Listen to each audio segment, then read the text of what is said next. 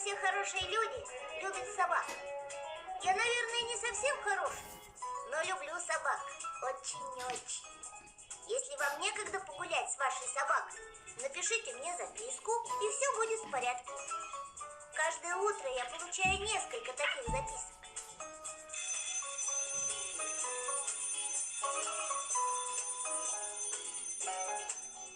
Но больше всех я люблю Лимона, потому что у него нет хозяина и нет дома.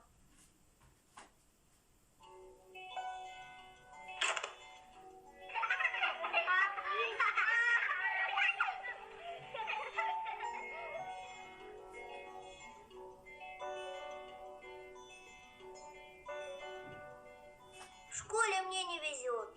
На уроке я все время думаю о собаках, которые одни томятся дома и ждут, когда я приду за ними.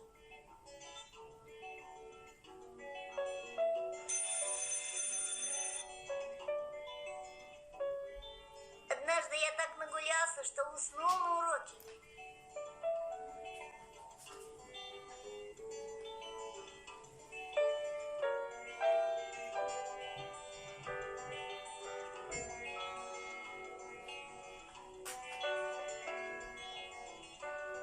Мне приснился Лимон.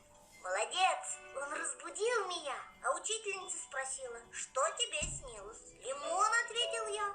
Какой лимон? Удивилась учительница. Тут зазвенел звонок, и я сорвался с места.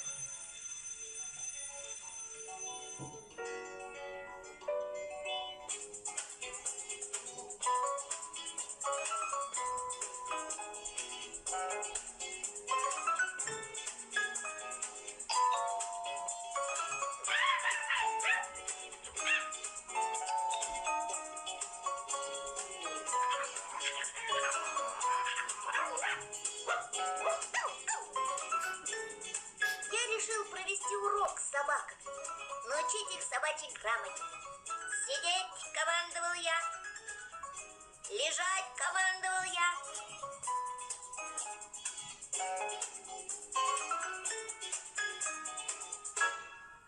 И вдруг появился кот. Я скомандовал фу. И собаки тоже сказали фу, фу. Но кот опять все испортил.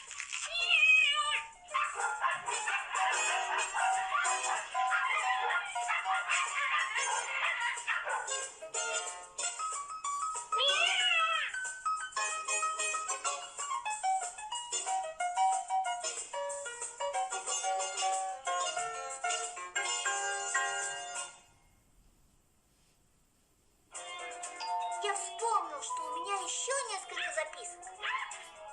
Вот кто-то просит меня погулять с Пушком.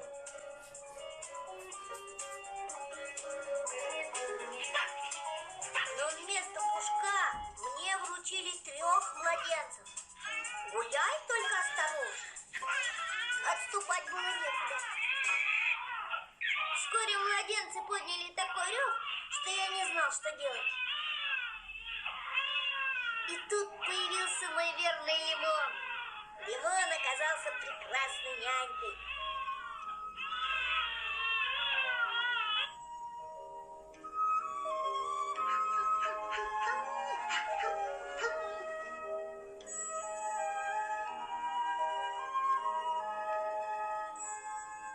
Потом появилась их мама. Мы с Лимоном почему-то ей не понравились, и она увезла своих малышей. Я принес Лимону завтрак.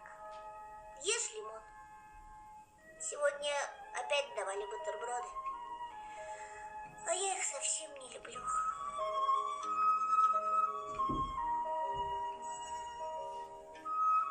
Тут прибежал Пушок. Некогда было рассиживаться.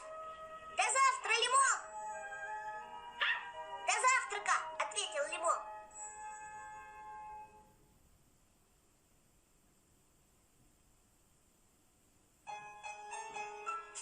Неожиданно подул ветер и сорвал с меня шапку. Я тут же скомандовал Пушку. Аборт! Эту команду услышали и другие знакомые мне собаки. Апорт! Апорт! Апорт!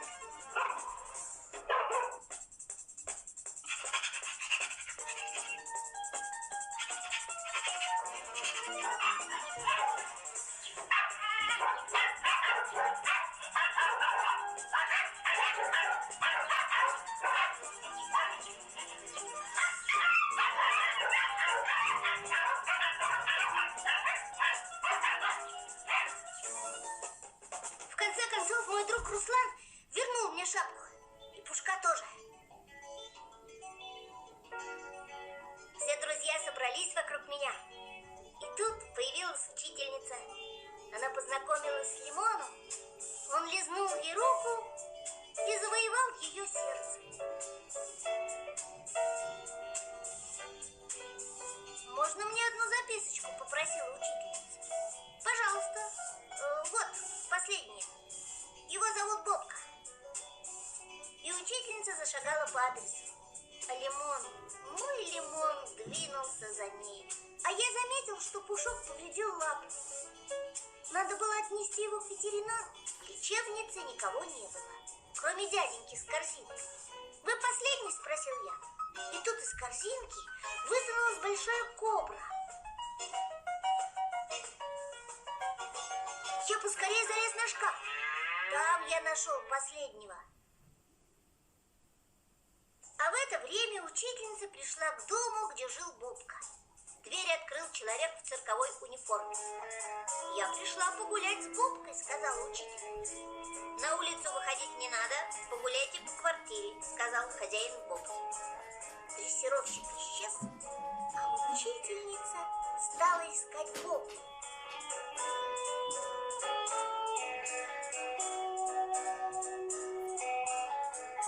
И нашла его.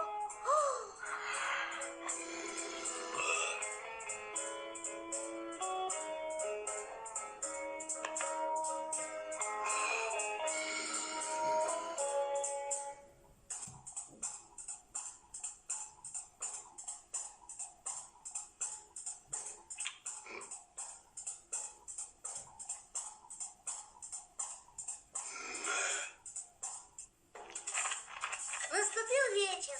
Я сел за уроки, а учительница в кухне артиста цирка дрессировала Бобку. Вот это был цирк. Не горбись, Бобка. Не греми ложкой. Не торопись.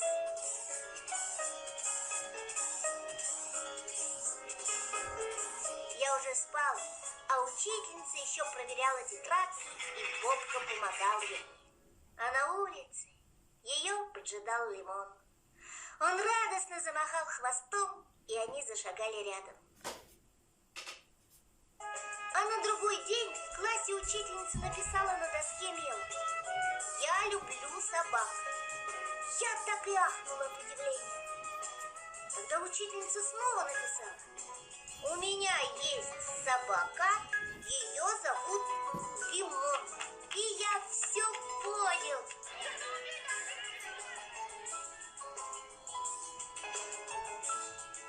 Если вам некогда погулять с вашей собакой, скажите мне,